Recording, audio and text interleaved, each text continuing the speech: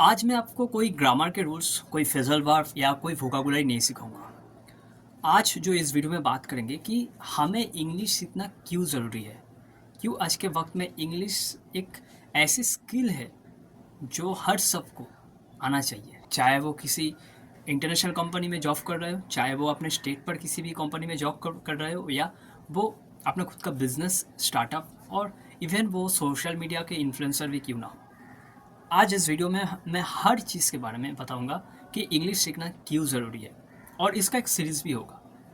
मैं आज कुछ चीज़ों को लिस्ट किया है यहाँ पर, क्यों सीखना है इंग्लिश हमें।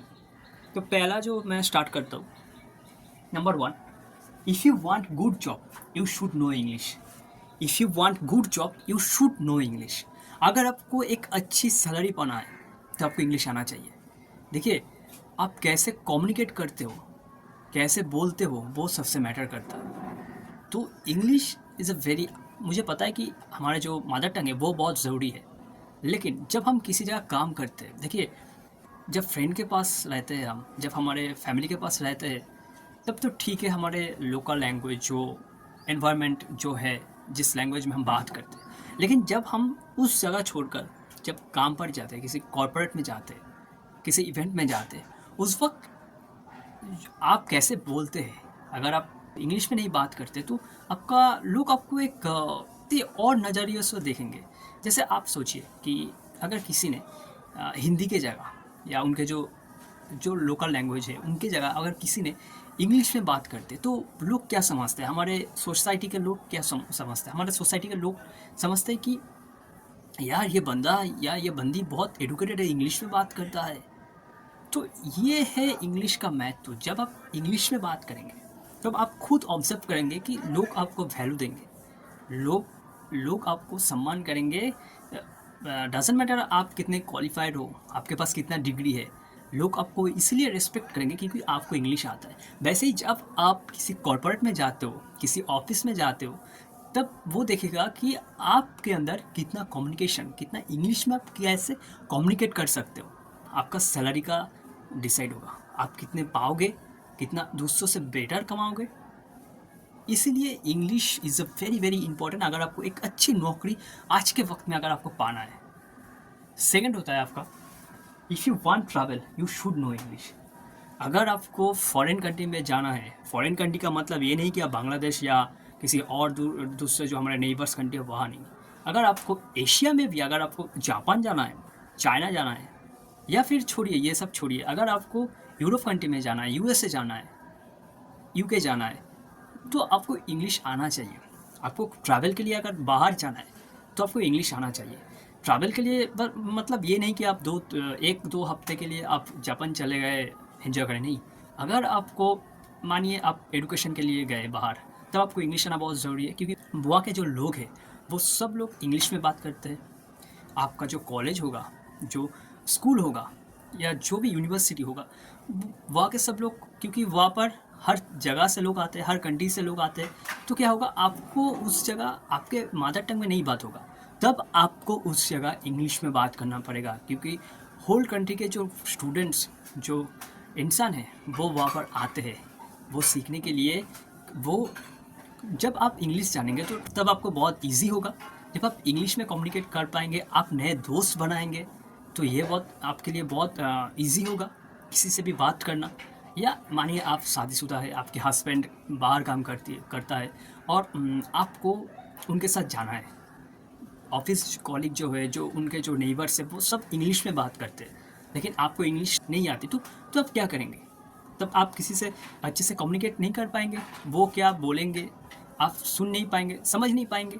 तो ट्रैवल करने के वक्त आपको इंग्लिश आना चाहिए।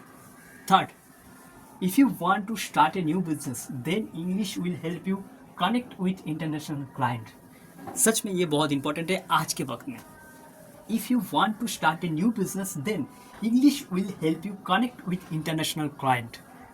अगर आज के वक्त में एक स्टार्टअप मैंने छोड़ दिया, अगर आप खुद का फ्रीलांसिंग भी करते, अगर आप जो फाइवर, जो लिंक्डइन, जो अपवर्क, इसमें भी आप जाते, तो भी आप कैसे कम्युनिकेट कर पाते इंग्लिश में, हिंदी में नहीं, आपके मदर टंग में नहीं, इंग्लिश में कैसे अच्छे से कम्युनिकेट कर पाएंगे, उसके हिसाब से आपका जो आप जिस प्रोडक्ट को आप सेल करेंगे, मतलब आप ग्राफिक डिज़ाइन कर सकते हैं, आप वीडियो एडिटिंग कर सकते हैं, एनिमेशन कर सकते हैं, लेकिन अगर आपको लिखना, इंग्लिश में लिखना, या आपको फ्रीलांसिंग में अगर आपको क्लाइंट के साथ डील करना नहीं आता, इंग्लिश में बोलना नहीं आता, तब आप अच्छे इंटरनेशनल क्लाइंट नहीं पाएंगे। देखिए, अगर इंटरनेशनल क्लाइंट के साथ आप काम करेंगे तो आपका सैलरी बहुत अच्छा होगा, डॉलर में, यूरो में आप कमा पाएंगे।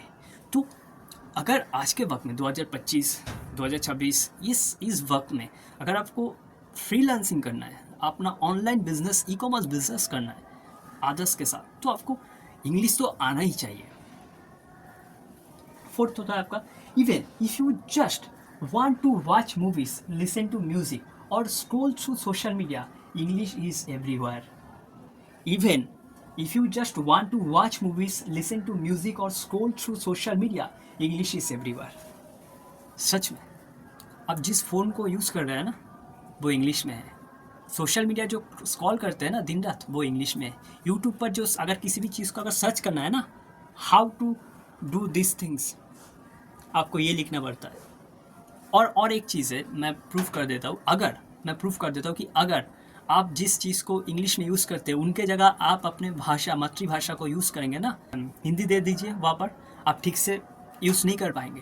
क्योंकि हमारा हैबिट हो गया है कि एग्ज़िट ये लिखा है, एग्ज़िट का मतलब ये है, लॉगिन या ये लिखा है तो इसका मतलब ये है। अगर उसी वक्त एग्ज़िट के जगह जो हिंदी होता है वो आप यूज़ करेंगे तो आप समझ नहीं पाएंगे।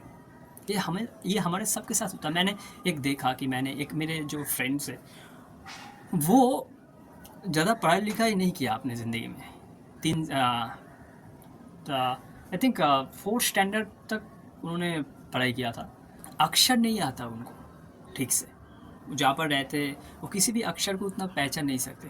लेकिन वो जब फेसबुक को यूज़ किया, वो यूज़ करते करते उनके दिमाग में वो घुस गया कि हाँ, या से या एग्ज़िट करना है, या से ये करेंगे तो स्क्रॉल होगा, ये न्यूज़ स्पीड है। तो वो सीख गया अपने आप।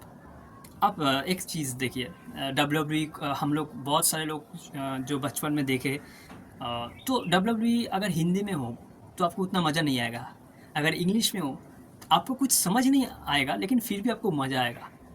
जैसे इंग्लिश में कमेंट्री, क्रिकेट के कमेंट्री हम देखते, हमको समझ नहीं आता, मतलब जो जिनको इंग्लिश नहीं आता उनको समझ नहीं आता, लेकिन वो जो टोन, वो जो रवि शास्त्री कहते हैं, वो जो हर्षा बोगले कहते हैं, उनका जो कम्युनिकेशन है, वो हमारे दिमाग पे बैठ गया और हम समझते नहीं है लेकिन सुनते हैं। इंग्लिश हर जगह है। आप गाने सुन लीजिए, नेटफ्लिक्स चले जाइए, इंग्लिश हर जगह है। तो ये चीज़ पर सोशल मीडिया, हर चीज़ आजकल इंग्लिश में है, हर चीज़। सोशल मीडिया आप चाहे सुबह से लेकर रात तक सोशल मीडिया स्क्रॉल करते, वो इंग्लिश। गाना सुनते तो भी कभी कभी जस्टिन बीबर का बहुत सारे सॉन्ग सुन लेते, इंग्लिश। हमको आता नहीं है कुछ, लेकिन हम सुन लेते, हमको दिमाग शांत मिलता है, क्योंकि वो टोन सुनकर, वो जो रिदम है वो सुनकर। तो इंग्लिश हर जगह है, मूवी में इंग्लिश है। फिफ्थ नंबर पर जो है वो है, English remind the language of government, business and education. Business करने जाइए, इंग्लिश। गवर्नमेंट का कोई काम है, इंग्लिश। Education, English. आप बैंक में जाइए, आपको इंग्लिश में फॉर्म फिलअप करना होता है। आप आपका खुद का स्कूल का रजिस्ट्रेशन कराएंगे तो आपको इंग्लिश में करना होता है। तो इंग्लिश हर जगह, चाहे आप मानो या ना मानो, इंग्लिश हर जगह। हाँ, आप सिग्नेचर अपने मदर टंग, जो जिस भाषा में, जिस अल्फ़ाबेट में लिखते हैं, उससे आप कर सकते हो।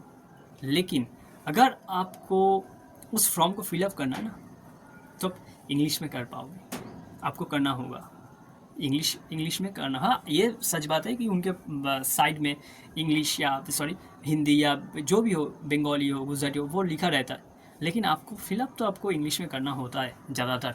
रजिस्ट्रेशन आपको इंग्लिश में करना होता है ज़्यादातर। चाहे आप किसी LIC का फॉर्म फिलअप करें या कुछ भी करें, इंग्लिश एवरीवेयर। बिजनेस करें तो इंग्लिश वहाँ पर भी है। आप किसी लाइसेंस करने जाए तो इंग्लिश वहाँ पर भी है।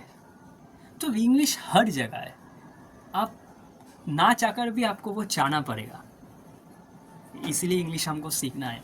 और लास्ट है, the internet was built in English. Imagine a world without the internet. Today we use it for everything: learning, working, socializing, shopping, and even entertainment. सच में जहाँ पर भी आप जाए, इंग्लिश एंड इंग्लिश। ऑफिस में काम करने जाइए, इंग्लिश। एंटरटेनमेंट का कुछ देखना है तो वो सबटाइटल, वो लिखा होता है, वो इंग्लिश। चलो, अगर आपको लर्निंग करना है किसी चीज़ का, इंग्लिश। आपको अगर शॉपिंग पर जाना है ना, जो लिखा होता है ना, जो रिसिप्ट होता है, जो प्राइस टैग होता है, वो भी इंग्लिश। मानता हूँ उसमें बड़ा कुछ नहीं होता, लेकिन होता है ना कुछ, वो इंग्लिश में होता है। प्राइस टैग जो होता है वो इंग्लिश में होता है। तो आज के वक्त इंटरनेट का ज़माना है। सुबह उठकर फ़ोन, सोने के वक्त फ़ोन, चाहे आप यूज़, क्योंकि हमारा ब्रेन, हमारा दिमाग ना उस चीज़ के ऊपर बना हुआ है आज के वक्त में। आप एक भी दिन फेसबुक के बिना नहीं रह सकते। चलो, आप फेसबुक नहीं यूज़ करते हो तो कम से कम यूट्यूब तो करते हो, यूट्यूब नहीं करते हो तो इंस्टाग्राम तो करते हो। आप एक भी दिन उस चीज़ के बिना रह नहीं सकते। आज के वक्त में हर लड़का लड़की, हर इंसान कम से कम 4 घंटा, मैं तो 4 घंटा कम बोल दिया, 8 घंटा वो लोग सोशल मीडिया में पड़े रहते हैं, वीडियो देखते हैं, स्क्रॉलिंग करते हैं। वीडियो कौन सा वीडियो देखते हैं? कुछ जो वायरल वीडियो जो होता है आजकल, फूड ब्लॉग। तो इसीलिए खुद को अपग्रेड करिए।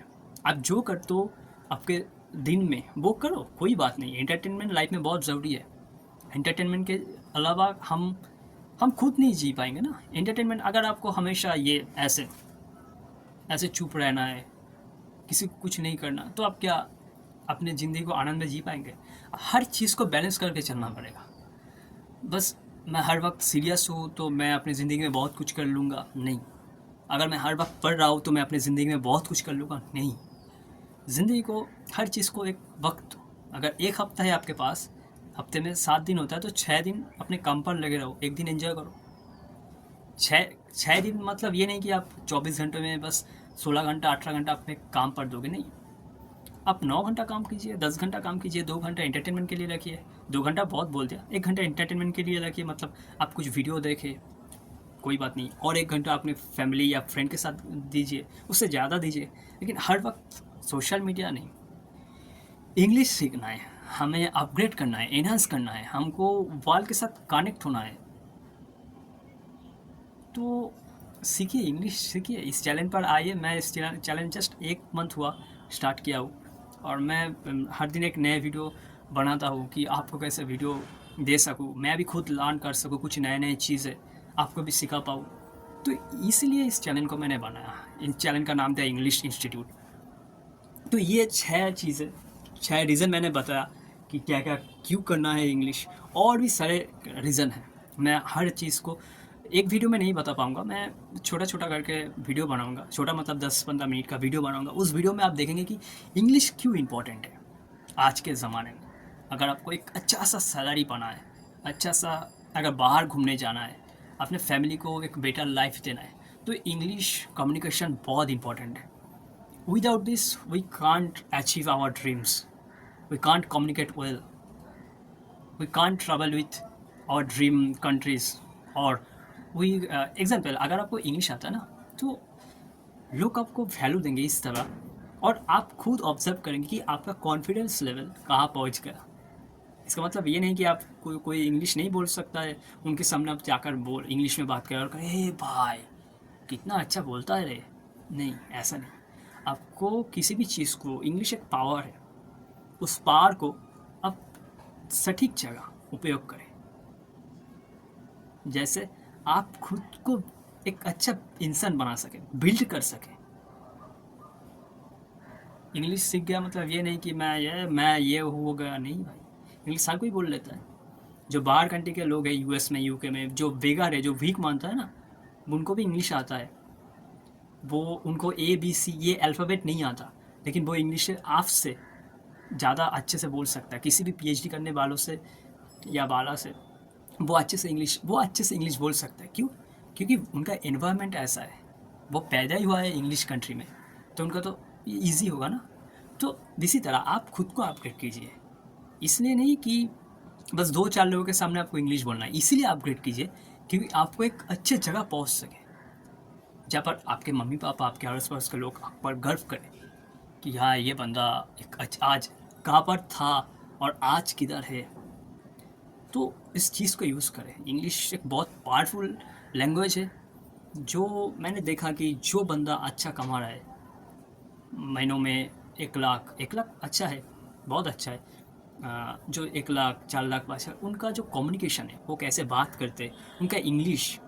जब मैं फ्रीलांसिंग में गया था ग्राफिक डिज़ाइन के लिए, वीडियो एडिटिंग के लिए, तब जो बंदा बहुत कमा रहा है ना, मतलब 5, 6, 7 लाख रुपए हर महीने कमा रहा है, उन बंदों का जो हार्ड स्किल था, हार्ड स्किल मतलब जो होता है ना, कोई भी चीज़ हो, hard skill, animation, graphic design, video editing, what ever. और सॉफ्ट स्किल होता है जो आप कैसे बात करते हो, आपका कम्युनिकेशन, क्लाइंट के साथ आप कैसे डील करते हो, तो वो होता है।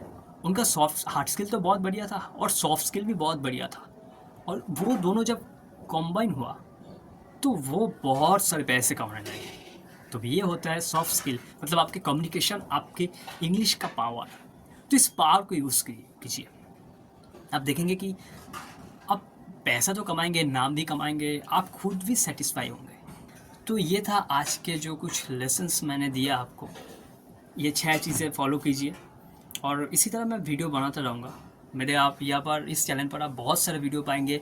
और भी चीज़ मैं लाता रहूँगा। मैं कोशिश कर रहा हूँ कि हर रोज़ एक नए वीडियो देने के लिए। फ्रेजल वर्ब, कुछ नए जो vocabulary, advance level, basic level, और जो ग्रामर के कुछ रूल्स, और इसी तरह बहुत क्वेश्चन आंसर मैं दूंगा इंग्लिश के बारे में। हर knowledge, A to Z knowledge आपको देने की कोशिश करूँगा इस वीडियो के थ्रू, इस चैनल के थ्रू। कभी कभी अगर मिस्टेक हो जाए मुझसे तो मुझे माफ़ कर देना, क्योंकि अगर ये मेरे बंगाली में, मैं कलकत्ता से बिलोंग करता हूँ, मैं बंगाली हूँ, अगर मैं इस बंगाली में इस वीडियो को बनाता तो मैं और अच्छे से पेश कर पाता। बट मैं हिंदी में बोल रहा हूँ, मेरा ये हिंदी उतना अच्छा नहीं है, लेकिन मैं फिर भी कोशिश कर रहा हूँ कि आप लोगों तक मैं पहुँच सकूँ, इंग्लिश बोल सकूँ, खुद को एक बेटर इंसान बना सकूँ, वर्ल्ड के साथ मैं कनेक्ट हो सकूँ। मेरा यही लक्ष्य है इस चैनल के through. So thank you so much for watching this video. I hope this video will help you.